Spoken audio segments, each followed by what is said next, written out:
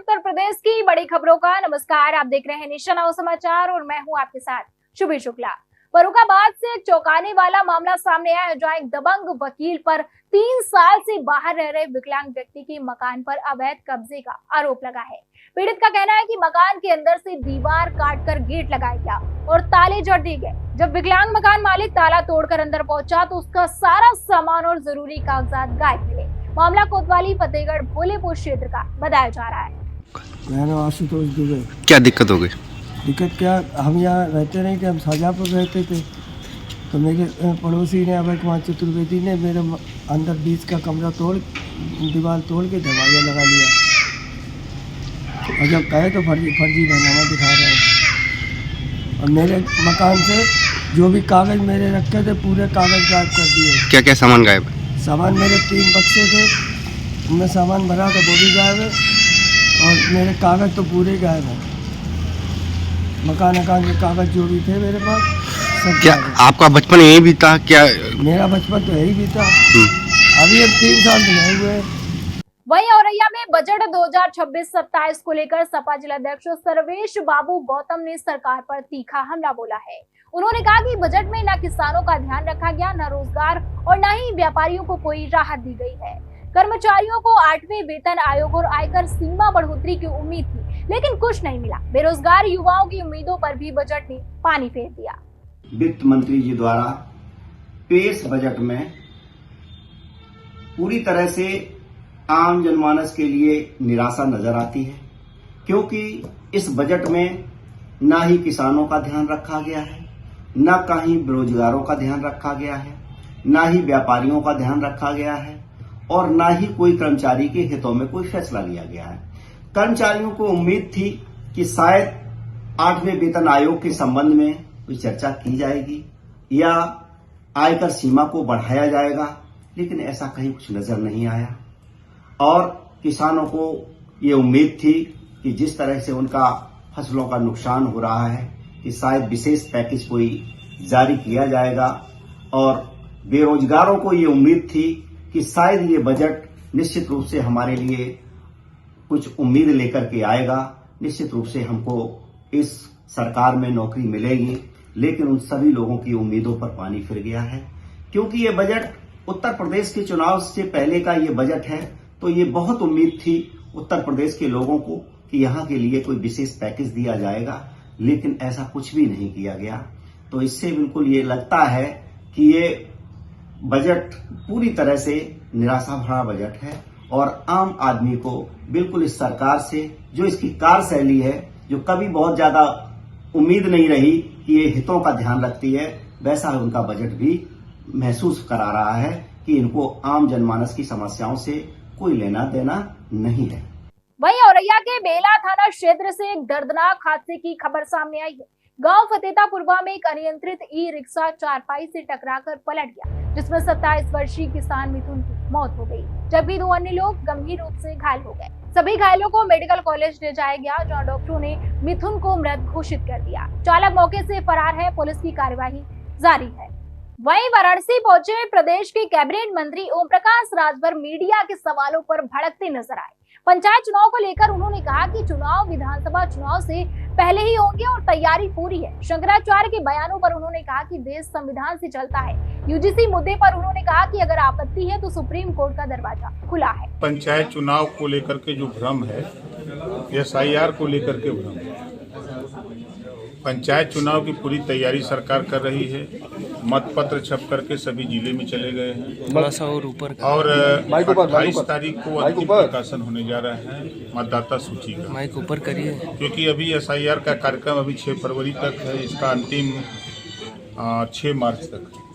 इस नाते लोग भ्रम में हैं कि अभी जातिवार जनगणना का ऐलान हो गया है, वो कराएगी सरकार, कर्मचारी उसमें लग जाएंगे। तो ये भ्रांति का वजह है। चुनाव, पंचायत चुनाव समय पर होगा और सरकार उसके लिए पूरी तरह तैयार। अभी लेकिन आप बताएं नहीं, विधानसभा चुनाव से पहले होगा कि उसके बाद होगा? यही तो मूल सवाल है। नहीं, विधानसभा चुनाव से पहले होगा। पहले होगा जी।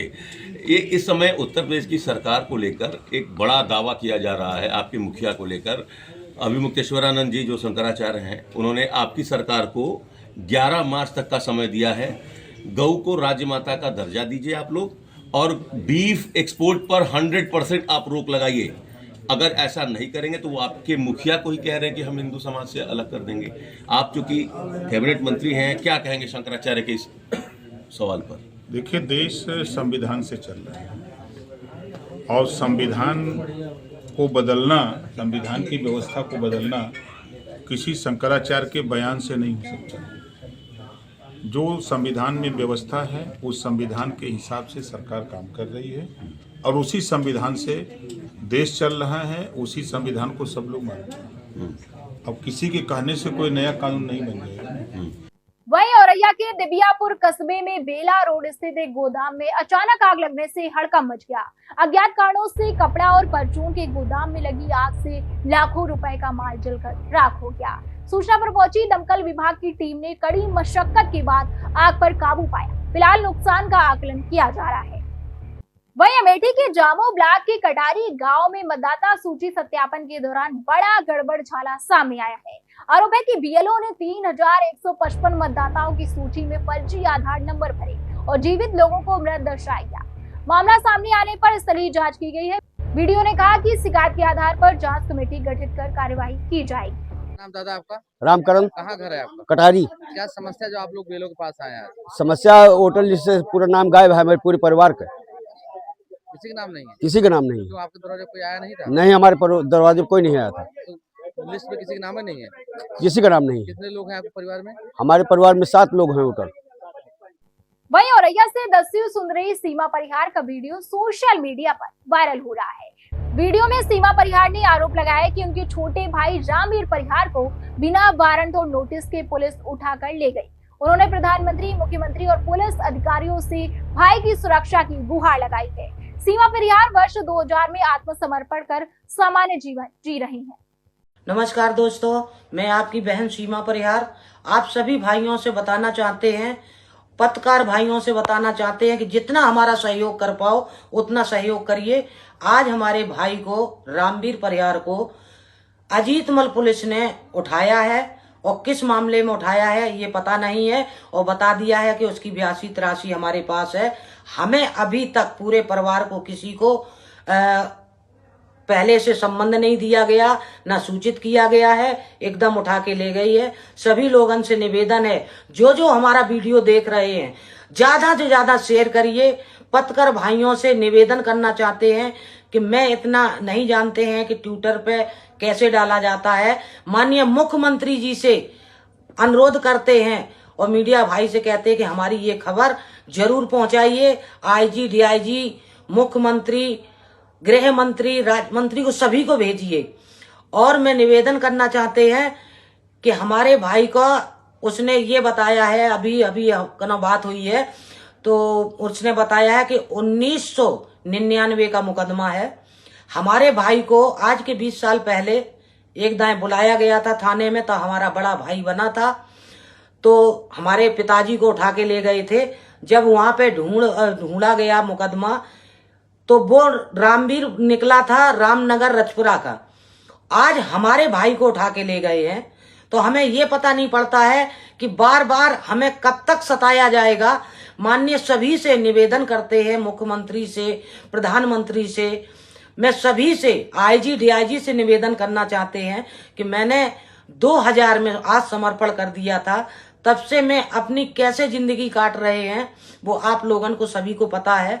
मैं हाथ जोड़ के निवेदन करना चाहते हैं कि हमारे भाई की जान की रक्षा करिए, उसकी सुरक्षा करिए।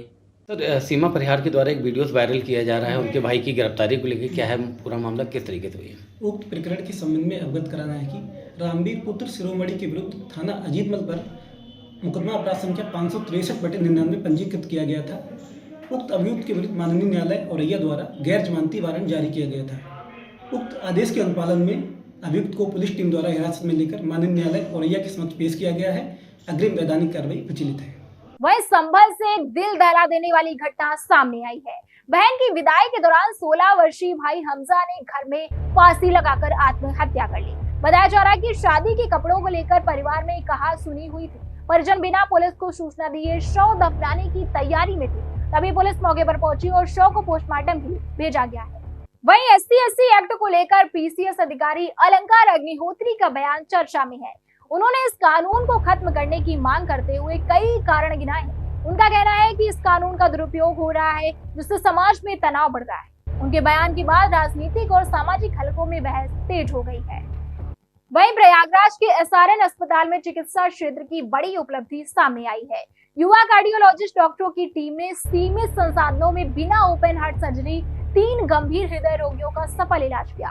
मोतीलाल नेहरू मेडिकल कॉलेज के प्राचार्य ने पुष्टि की है कि तीनों मरीज स्वस्थ हैं और निगरानी है। इसे प्रयागराज के लिए एक बड़ी मेडिकल सफलता माना जा रहा है। ऐसी खास और बड़ी खबरों के लिए बने रहिए हमारे साथ और देखते रहिए नेशन नाउ समाचार।